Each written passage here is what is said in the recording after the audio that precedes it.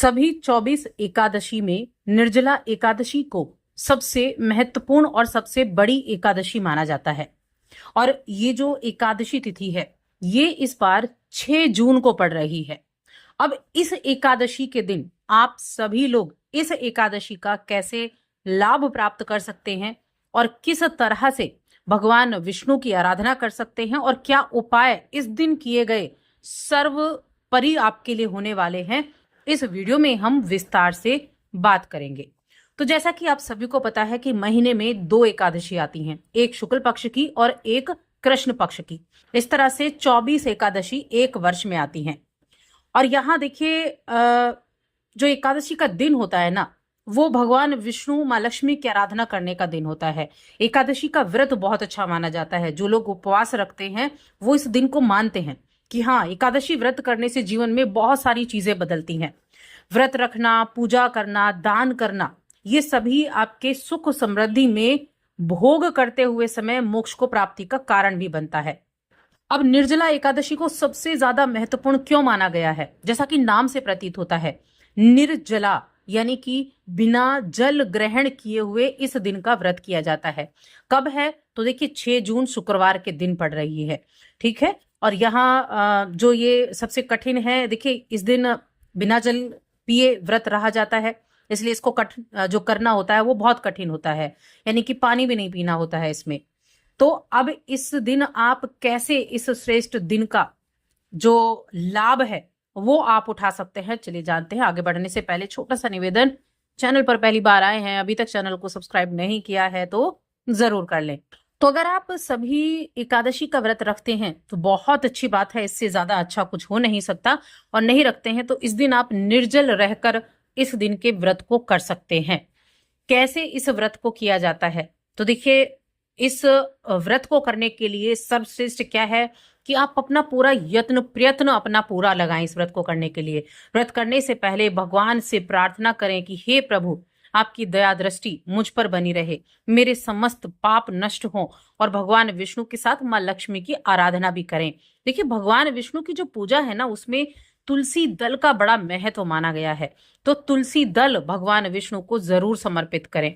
और एकादशी के सूर्य उदय से लेकर द्वादशी के सूर्य उदय तक आपको अन्न और जल दोनों का त्याग करना होगा, तब जाकर ये व्रत किया जाता है। इसीलिए इसको इतना कठिन व्रत कहा गया है, क्योंकि आप जल तक भी ग्रहण नहीं कर सकते हैं। इसलिए जब ये व्रत करेंगे तो थोड़ा सा सोच समझकर इस व्रत को आपको करना है, अगर इस व्रत का पूर्ण प्रभाव आप लेना चाहते हैं। और इस दिन क्या करने का महत्व होता है? तो देखिए दान को हमारे हिंदू धर्म में बहुत अधिक महत्वता दी गई है। अन्न का दान, वस्त्र का दान, जूतों का दान, अपनी क्षमता अनुसार आप कुछ भी दान कर सकते हैं। और इस दिन सबसे बड़ा क्या है? जल से भरे घड़े का दान। क्योंकि इस जल से भरे घड़े को आप वस्त्र से ढककर उसका दान कर सकते हैं। मिट्टी के जो घड़े होते हैं ना, वो खरीदें। और जो आपको लगता है कि हाँ ये व्यक्ति जरूरतमंद है, उस मिट्टी के बर्तन में आप जल भरें, स्वच्छ जल भरें, उसको एक कपड़े से, सूती कपड़े से उसको ढकें और तब आप उसको दान करें। देखिए दान देने वाले जो सामर्थ्य है जिनमें, वो स्वर्ण का दान भी करते हैं। ब्राह्मण किसी गरीब या जरूरतमंद को हर तरह से दक्षिणा देते हैं, खाना खिलाते हैं। लेकिन कहते हैं ना, अन्न का दान महादान कहा गया है, जल का दान बड़ा ही उत्तम कहा गया है। और जल की महत्वता भी इसी दिन सिखाई गई है। इसलिए इस दिन जल का दान आप जरूर करें। कुछ ना करने से बेहतर है आप जल का दान करें, ये आपके लिए सर्वोपरि रहेगा। कुछ जगहों पर इस दिन आप देखेंगे मीठी प्याऊ लगाई जाती है, कुछ जगह पर इस दिन नॉर्मल पानी भी दिया जाता है। यानी कि जैसा जिसका सामर्थ्य है उस हिसाब से आप अपने लिए इस दिन कार्य कर सकते हैं।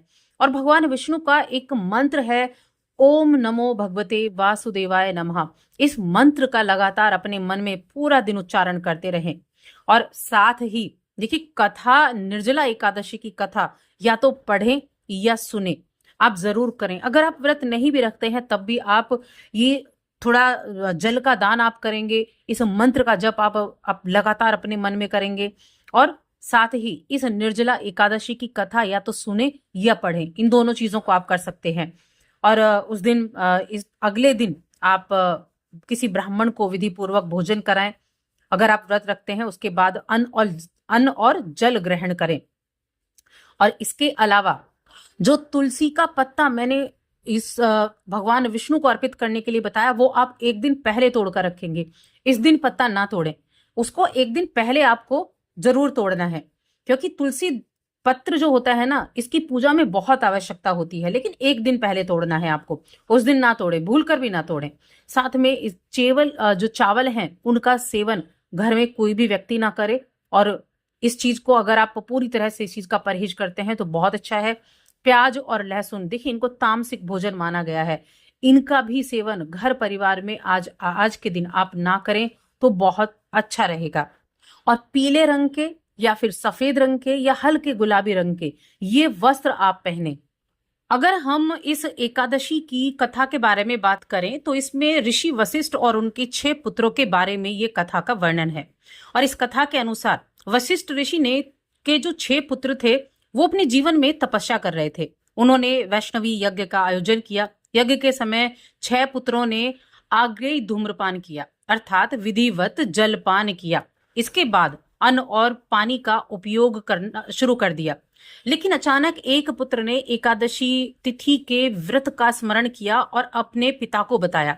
उस पुत्र की बात सुनकर वशिष्ठ ऋषि ने व्रत के महत्व के बारे में बताया और सबको इसे मान्यता प्राप्त करने की सलाह दी। लेकिन 6 पुत्रों में से एक पुत्र ने व्रत का पालन नहीं किया और वह निर्जला एकादशी के दिन खाने पीने का आचरण करता रहा। व्रत के पालन करने वाले पुत्रों को स्वर्ग और मोक्ष की प्राप्ति हुई, जबकि निर्जला एकादशी का आचरण करने वाले पुत्र को उनकी अंतिम संस्कार करने में बहुत समय लगा और उसके पास ना तो खाने का ना पीने का पानी था, ना खाने के लिए ही कुछ था, कोई अन्न नहीं था। बहुत दुखी होकर वह पुत्र यमराज के पास गया और उनसे अपनी त्रासदी का कारण पूछा। यमराज ने उसे बताया कि निर्जला एकादशी का व्रत करने वाले पुत्र को स्वर्ग और मोक्ष मिलता है, जबकि उसने यह व्रत नहीं किया था और अन्न पानी ग्रहण भी नहीं किया था, इसलिए उसे यहाँ तक आने में बहुत समय लग गया।